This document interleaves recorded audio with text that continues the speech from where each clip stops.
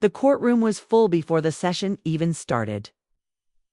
Journalists filled every corner, their cameras pointed at the front. Microphones sat ready, waiting to capture every word. People whispered in low voices. Reporters typed fast and flashes. From cameras kept going off. Everyone knew this was not just a normal court hearing. This was a showdown that had the power to shake the entire system. Judge Franklin Roberts sat high on the bench, looking over the room like a king.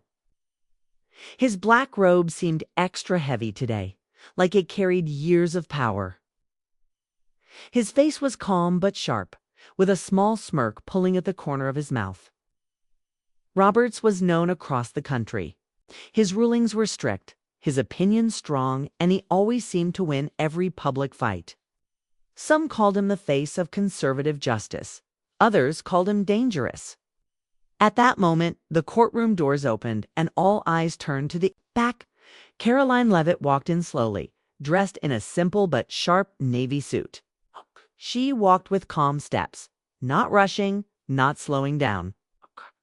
Her eyes were focused on the front, her jaw tight. She had been a media strategist, a political fighter. And now, against the advice of everyone close to her, she was standing here as the plaintiff in the biggest case the state had seen in decades. Roberts raised one eyebrow and leaned forward. His voice echoed through the courtroom. "Well, Miss Leavitt," he said with fake kindness.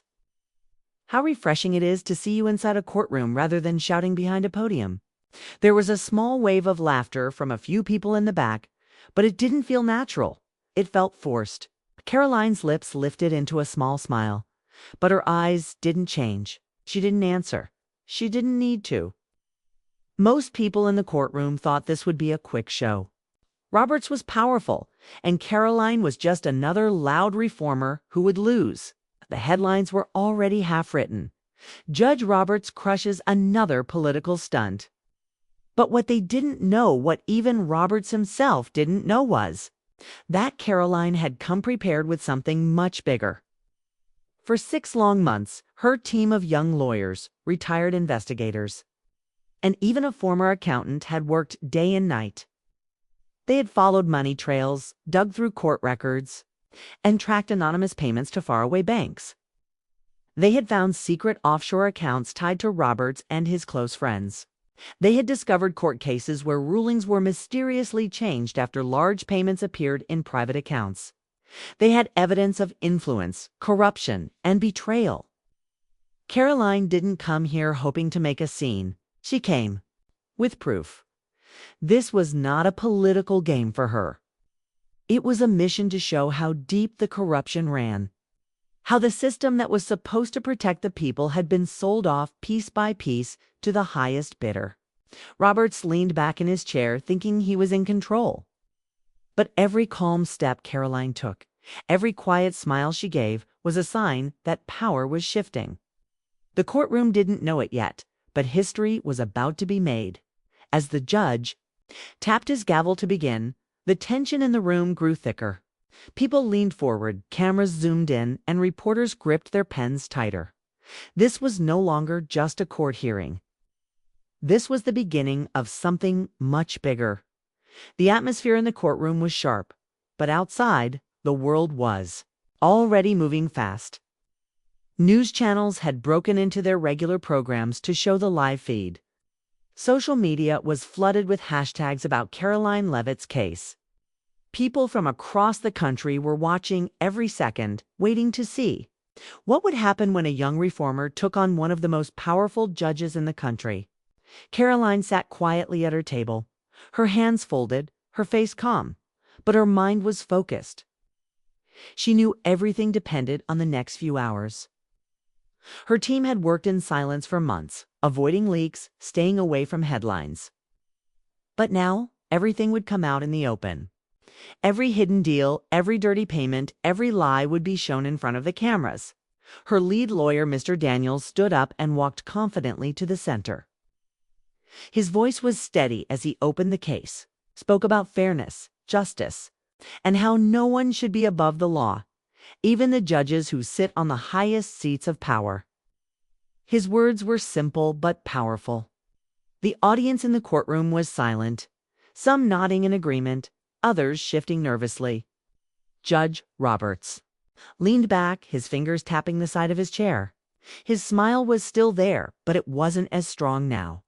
He had seen many people come and go, people who had tried to challenge him and failed. He believed this was just another noise that would die down in a few days.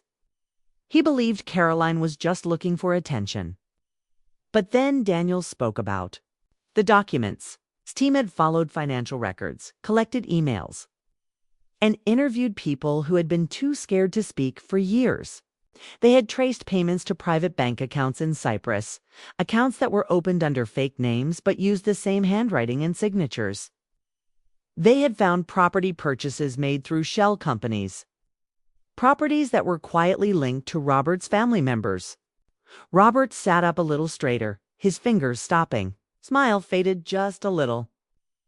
Daniels then mentioned foreign companies that had paid large sums of money before Roberts made key rulings. Companies that suddenly won legal cases when they had been losing for months. One of those companies was under investigation by an international anti-corruption agency. Foreign reporters had already flown in, sitting quietly in the courtroom, their cameras ready to report the scandal to the world. The tension was rising. The judge's allies in the gallery looked nervous. Reporters started writing faster. The camera? Lights blinked more often. Karoline sat still, but inside her chest, her heart was steady. She had done this not for fame, but because she had seen the damage these people had done to ordinary families. She remembered the whistleblowers who trusted her, the retired workers who gave her documents in secret, the old woman who cried because her house was taken after a false ruling. This was not just about Judge Roberts. This was about an entire system built on lies. The defense lawyer stood up to interrupt, calling it a media trick. But Daniels raised his hand, calm and prepared. Your Honor, we are submitting the first set of financial records and requesting a full court investigation. For the first time, Robert's hand slightly shook as he reached for the files handed to him. The cameras zoomed in, and millions of people watching on their screens leaned closer. Karoline's quiet war had just gone public, and the storm was only beginning. The courtroom had turned into complete silence. No one shifted in their seats. No one whispered. All eyes were on Judge Roberts as he flipped through the first set of documents. His face, once proud and full of sarcasm, was now tense. Focused on his expression, broadcasting every flicker of emotion to millions watching live. Karoline remained steady in her seat. She had waited for this moment for too long. She knew the weight of those documents. Each paper was a link in a chain of corruption. Offshore accounts, hidden transfers, falsified case decisions. This was not just a courtroom drama, it was the uncovering of a hidden system. Judge Roberts cleared his throat, trying to sound calm. These documents are irrelevant, he said. His voice was weaker than before. His usual confidence was cracking. Karoline's lawyer stood tall. Your Honor, attached to the documents is a certified analysis by 2 independent forensic accounting firms, both confirming the source and flow of illegal money directly tied to court rulings. The courtroom reacted with quiet gasps. Journalists typed rapidly, their phones buzzing with messages from newsrooms asking for updates. Some political figures who had shown up for the judge's support were now looking uncomfortable. Roberts glared at the legal team. You think you can bring down a lifetime of service with numbers and fake stories? He snapped. Karoline stood up, her voice calm but loud enough to echo across the courtroom. Not stories, Judge. Facts. For too long, people like you have hidden behind titles and power. Today, the people see the truth. More documents were submitted, emails showing Roberts' office receiving donations right before certain verdicts. Property records of luxury homes bought under relatives' names just months after controversial rulings. Phone records showing late-night calls between Roberts and political donors. The evidence was overwhelming. The defense lawyer stood up, trying to object. This is all politically motivated. Ms. Leavitt is using this courtroom for personal fame. Karoline's lawyer responded sharply. If exposing corruption is called fame, then let the whole world watch it live. Cameras zoomed in again, catching every second of the battle. The gallery became restless. Outside the courthouse, crowds grew larger, chanting for justice. Protest banners were raised. Some demanded the judge step down. Others called for arrests. The court clerk handed Roberts a fresh report signed by an international anti-corruption body, confirming the existence of offshore accounts linked directly to his office. Roberts' hand shook. His face had lost all color. Karoline leaned slightly forward, her voice cutting through the silence. How many families lost their homes because of your rulings, Judge?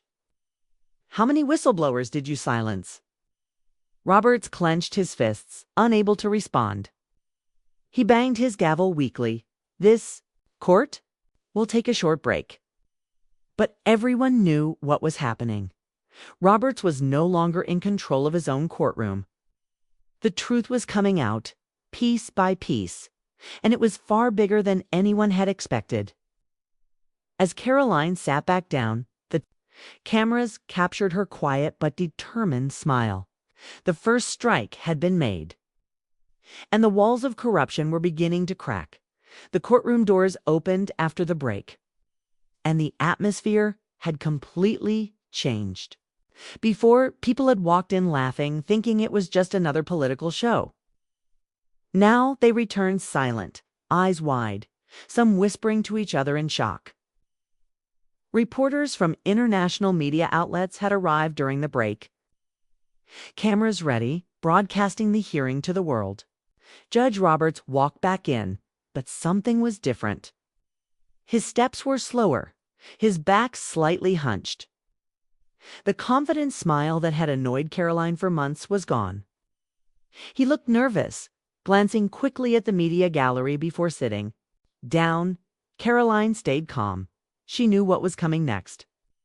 Her team had saved the strongest blow for this part of the hearing. Mr. Daniels stood tall, adjusting his tie, and addressed the courtroom. Your Honor, we request permission to play audio evidence gathered through legal means verified by federal investigators. Roberts tried to object, his voice sharp. What's in this recording is privacy relevant to this hearing. But the prosecutor stood up. Your Honor, the recording involves direct discussion of legal rulings in exchange for political donations. The people deserve to hear it. For a moment, Roberts looked like he would refuse. But his hands were shaking. His legal advisor whispered something, and the judge simply nodded. Proceed. Daniels pressed play. The courtroom speakers crackled for a second, and then everyone heard a Judge Roberts' voice, calm, laughing, relaxed. He was speaking to a political donor about an upcoming case. His words were clear. Don't worry about the land dispute. You take care of my campaign, friend. I'll take care of the ruling. The gallery gasped. Some reporters stood up in shock. Phones vibrated all over the room as headlines were updated in real time.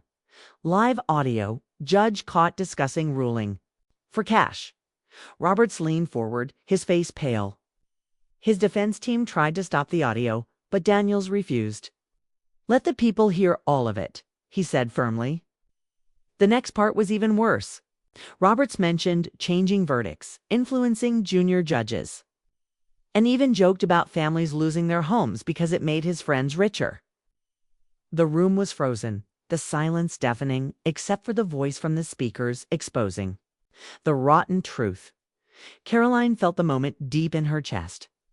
She looked at Roberts, who now sat like a man who had aged 10 years in an hour. His once powerful image was destroyed live on national television. News stations flashed breaking news. Banners. Political figures who once supported Roberts were sending out statements, denying any connection to him. Even the state governor posted on social media calling for a full investigation. Outside the courthouse, the crowd had tripled in size. Protesters demanded the judge be arrested immediately. People cheered for Karoline, holding banners that read, "Truth wins and clean the system." Daniels submitted a written request to remove Roberts from the bench immediately and start criminal proceedings. The court bailiff received orders to call federal investigators into the building. Judge Roberts tried to speak, but his voice cracked. For the first time, the man who controlled so many fates was powerless. His words didn't matter anymore. His lies were no longer hidden behind robes and titles. Karoline stood, facing the cameras, speaking clearly. This is just the beginning. Justice is not for sale in this country. The courtroom erupted. Reporters running to send updates, the crowd outside cheering. A storm had started, and no one could stop it now. The next morning, the courtroom was surrounded by security barriers. News vans from every major network lined the streets. International reporters from London, Paris, and New York were stationed outside, broadcasting updates every hour. The world was watching not just a courtroom drama, but the fall of a man who had once controlled law and power with a single signature. Inside, Karoline sat with her team. Her expression was focused but calm. She knew today would be different. It was no longer about just Judge Roberts' sit, it was about the entire system. More names had surfaced in the documents. Politicians, business, owners, even other judges who had received favors in secret deals. Judge Roberts entered, looking like a shadow of himself. His shoulders were hunched, his eyes dull, and the confident smirk was gone. He sat in silence, not even acknowledging the cameras that zoomed in on his tired face. Karoline's lawyer stood up, his voice sharp and loud. "Your Honor, we request to present fresh evidence linking your courtroom decisions to a network of foreign companies that funneled money into election funds and property investments." Roberts rubbed his temples. His defense lawyer tried to stop the hearing again, calling it a political trap, but the prosecutor intervened.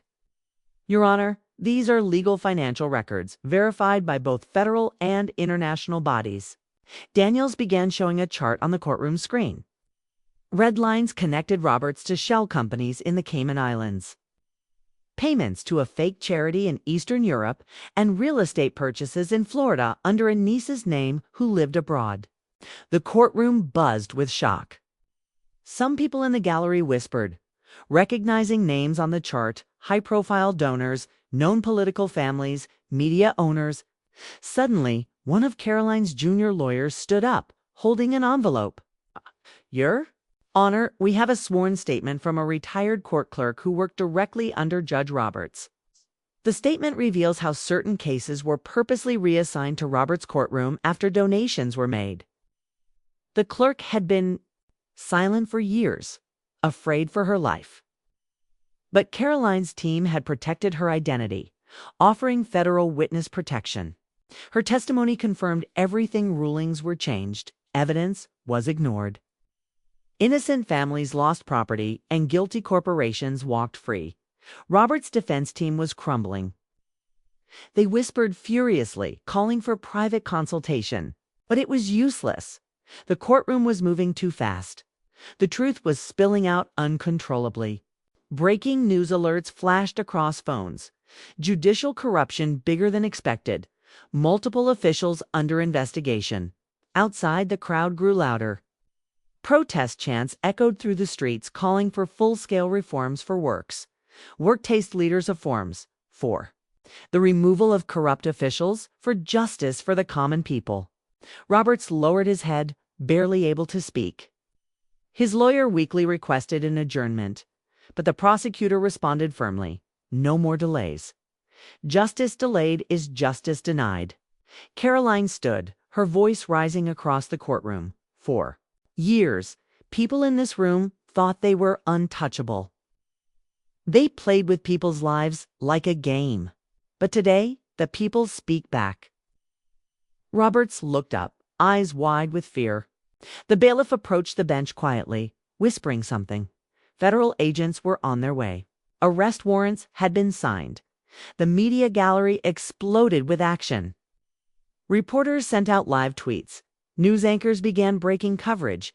And The courtroom became the center of the world's attention. Karoline knew this was more than just one victory. It was the start of a movement to clean out corruption from the roots. The system was shaking, and there was no going back. The courtroom was restless. Every eye followed the clock as the minutes passed, waiting for the next explosive moment. Karoline sat still, her fingers locked together, her expression calm but fierce. She had come this far, exposing secret deals, illegal accounts, and a network of corruption tied directly to Judge Roberts. But today was the day everything would finally collapse. Judge Roberts barely raised his head. His hands trembled, his voice low and broken. "This is a circus," he whispered, but no one listened. His power was gone. His courtroom had turned into a trial against him, and the cameras were showing it live to the entire world. The doors at the back of the courtroom opened. Two federal agents dressed in dark suits entered with quiet authority. The sound of their boots hitting the floor echoed loudly in the silent room. People turned their heads, some gasped. The agents didn't look at the crowd. They walked straight to the bench. Karoline's lawyer stood up, voice steady. "Your Honor, as of this morning, a federal investigation has officially charged you with bribery, fraud, abuse of power, and conspiracy to obstruct justice." Roberts stared at the agents, his lips parted slightly, as if searching for words, but none came. The prosecutor continued, "By the order of the federal court, Judge Franklin Roberts is to be immediately removed from the bench and taken into custody for trial under federal law." For a few seconds, the room was frozen in time. Everyone seemed to be holding their breath. Then, slowly, the agents walked behind Roberts. He looked around the room, once filled with supporters and friends now, full of reporters, angry citizens, and political enemies. Not a single friendly face remained. His defense lawyer weakly tried to speak. "Your Honor, we request bail hearing." But his words drowned in the noise of cameras flashing, reporters yelling, and crowds cheering outside the courtroom. Karoline stood up, her heart steady, but her body feeling the weight of the moment. She had imagined this day many times, but living it felt more powerful than she ever expected. The agents placed handcuffs on Robert's wrists. His face showed shock, disbelief, and deep humiliation. This was the same man who had ordered thousands of court rulings, who had ruined lives with a smile, who had laughed when journalists questioned his decisions. Now the world watched him stand up slowly, hands cuffed, being led out of the courtroom like a criminal. Outside, the crowds erupted in cheers as they saw Roberts escorted through the building. Protest banners waved in the air. The chant was clear, powerful: justice for all. Karoline walked out of the courtroom with her legal team. Reporters pushed forward, but she spoke firmly into the microphones. "This is not the end. This is just the beginning of cleaning a system that betrayed its own people." Breaking news alerts flooded phones around the world. Judge Roberts arrested, live historic day in courtroom. Corruption case? Governors and political leaders who once supported Roberts stayed silent. Some tried to delete old tweets praising him. Others faced new investigations. Karoline's movement had become unstoppable. As the cameras followed Roberts into the black car, driving him away from the courthouse, the message was clear: no one was too powerful to fall. Karoline took a deep breath. Justice had won its first battle, but there were many more to fight. The next week felt like a storm sweeping across the country. Every television screen, every news website, every front page had only one story: Judge Franklin Roberts. The man who once controlled courtrooms now sat inside a federal detention center. His photo in handcuffs became the face of a broken system finally exposed. Karoline Leavitt's name was everywhere. People who once called her reckless were now calling her brave. International news anchors interviewed her legal team. Late-night shows played clips of the courtroom explosion.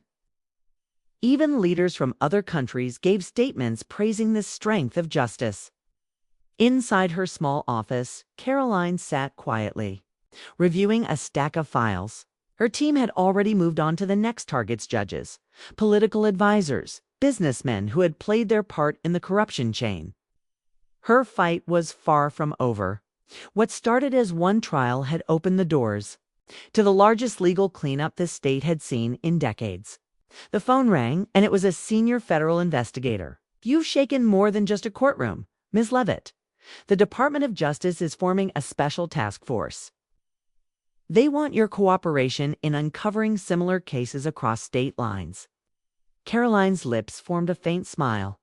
This was why she had done it, not for power, not for revenge, but for the people who had been ignored in silence for years. Later that evening, she sat in a live television interview. The journalist, known for his tough questions, asked her, "Directly, Ms. Leavitt, you've taken down one of the most powerful judges in America. What's next?" Karoline looked straight into the camera, her voice calm but heavy with truth. "This isn't about one judge. This is about a system where power was sold to the highest bidder. I've seen families lose everything because someone in a suit made a secret deal that ends now. Every courtroom belongs to the people, and we will take it back one case at a time." The video went viral. Millions of people shared it. Young activists started organizing around the country. Whistleblowers who had remained silent came forward, feeling safe for the first time in years. Law students sent her letters, inspired. To fight for justice, people chanted her name in protests. In the following weeks, more arrests followed. High-ranking officials, corporate lawyers, and politicians found themselves under investigation. The offshore accounts were shut down. Stolen properties were returned. Cases that had been wrongly decided were reopened. But Karoline kept a humble routine. No luxury cars, no big speeches. She continued her work in the same small office, surrounded by the same team, knowing there was always more to do. One evening, as she closed her office window, she saw a group of students holding candles, quietly standing in front of the courthouse. They held signs that read, "One voice can change the system." She smiled, realizing the story was no longer about her. It had become something bigger, a movement. Her phone buzzed. Another lead, another hidden deal ready to be exposed. Karoline Leavitt stood up, her eyes calm, her heart steady. One courtroom had erupted, but across the country, thousands more were waiting to be cleaned. This was her mission now. A mission that had just begun. And as the cameras kept rolling, the world kept watching. Justice was no longer a promise. It had become a reality.